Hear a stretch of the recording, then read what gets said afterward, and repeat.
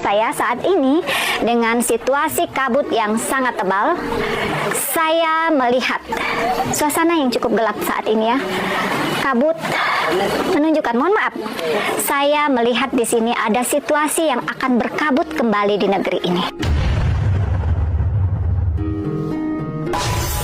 Baik secara politik, ekonomi, dan ini masih relate dengan prediksi ramalan saya sebelumnya. Situasi saat ini berkabut, artinya negeri ini masih berkabut, warga Papat. Masih banyak ditutupi, diselimuti ya dengan kabut di negeri ini. Apa itu kabut di negeri ini? Suasana manipulatif, orang-orang bertangan kotor yang menutup semua kebenaran yang ada di negeri ini saat ini. Kemudian kita ketahui juga di sini alam ini mengisyaratkan pergerakan atau energi dari manusia atau umat manusia yang menghuninya.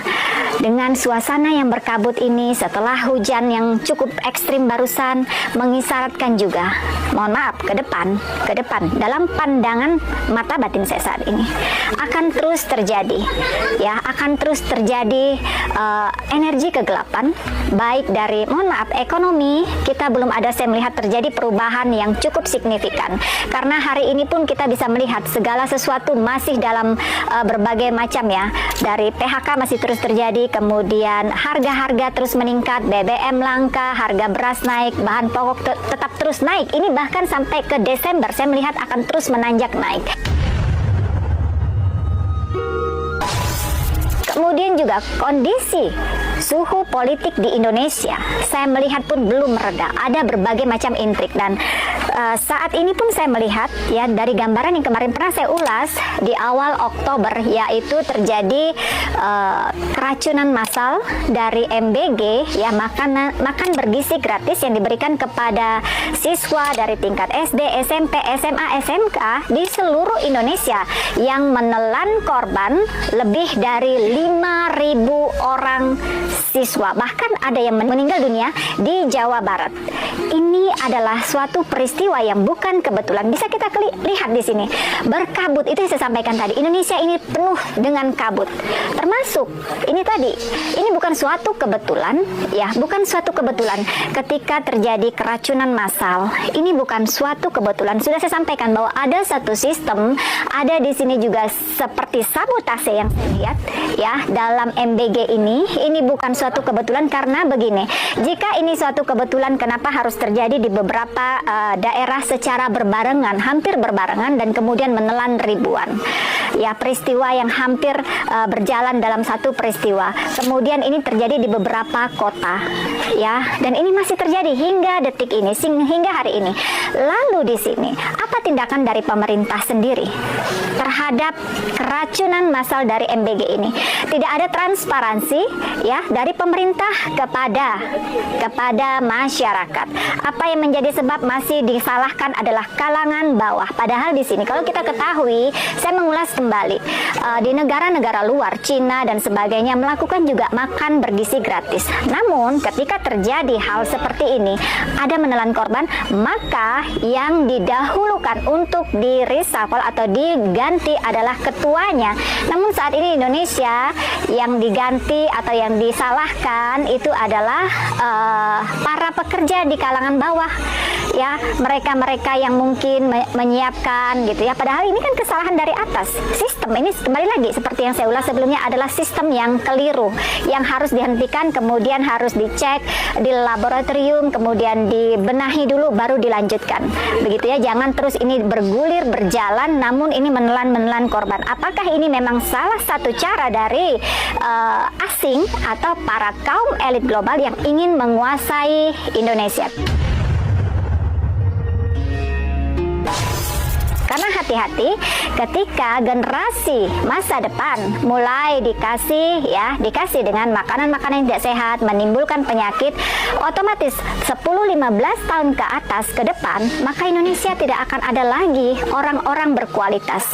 Artinya ketika penyakit sudah diberikan kepada generasi yang akan datang, Indonesia sudah dicaplok oleh asing mulai hari ini. Lalu satu hal yang saya lihat dari mata batin saya hari ini, sebaik Sebaliknya, Indonesia tidak memerlukan ya tangan-tangan dari asing untuk investasi dalam bentuk apapun. Indonesia seharusnya mampu mengelola dengan sendiri dengan menjadi negara mandiri. Karena kenapa? Ketika asing turut campur di dalam segala sesuatu investasi atau ikut dalam pendanaan, pengelolaan, otomatis ada kapasitas di sini yang diberikan kewenangan yang diberikan kepada asing. Ya, ketika anggaran ini kita dapat bantuan, contohnya waktu beberapa waktu yang lalu kita ketahui Bill Gates ya dalam dana donasi dari vaksin TBC ya Indonesia mendapat jumlah yang cukup fantastis begitu ya. Nah, ketika investasi ini diberikan kepada Indonesia, otomatis ada campur tangan di situ.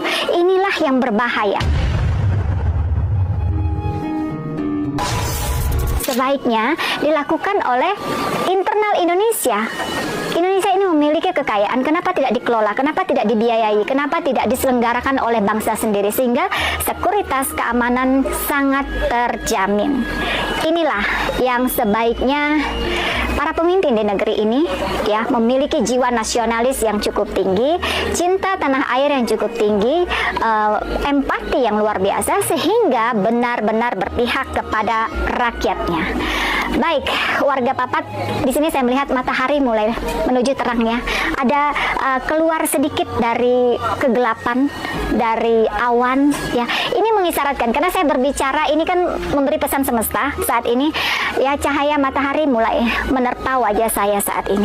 Ini menunjukkan tanda dari kegelapan, dari awan yang cukup tebal tadi ya, kabut yang cukup tebal, suhu yang sangat dingin, ini mulai ada kehangatan. Artinya apa yang saya sampaikan tadi ini sangat relate next ke depan.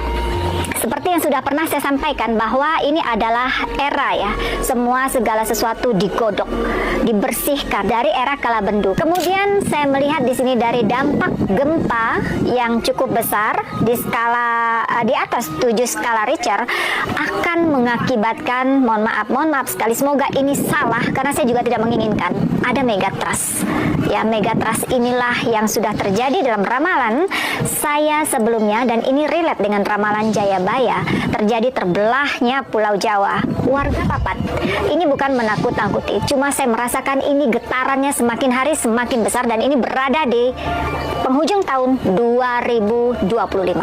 Lalu di sini juga seperti kalau warga Papat ketahui beberapa waktu lalu dan akan terjadi hujan meteor. Ini menunjukkan bahwa krisis global sudah tidak dapat lagi dibendung saat ini.